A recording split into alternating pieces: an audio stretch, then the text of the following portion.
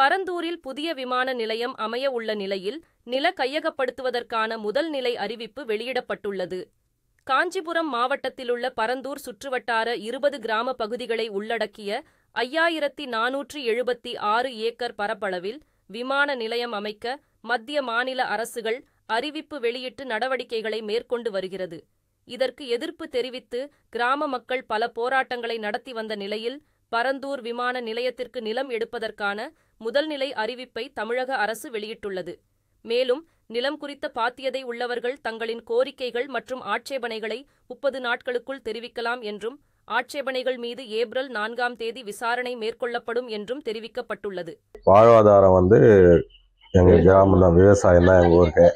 ஆனால் இருந்தாலும் எங்களுக்கு பாதி லேண்டு ஸ்பீடோட ஹைவேக்காரர் எடுத்துட்டாங்க. எங்களுக்கு மீதி லேண்டு ஏர்போர்ட்டில் எடுக்கதான் எங்களுக்கு பிஓ மூலிமா தகவல் கொடுத்தாங்க. ஆனால் இருந்தாலும் எங்களுக்கு ரொம்ப கஷ்டமாக இருக்குது.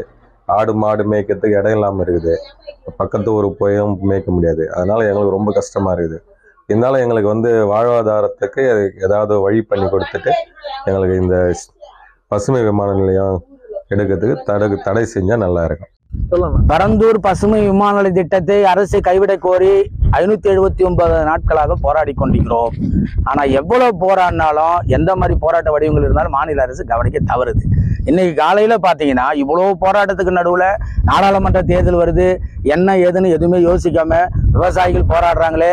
டெல்லியில போராடுற விவசாயிகளுக்கு குரல் கொடுக்குற மாநில அரசு, மாநில முதல்வர் இந்த பரந்தூர் விமான நிலைய திட்டத்தை நிறைவேற்றியே தீர்வுன்னு கங்கணம் கட்டி திரியிறாங்க.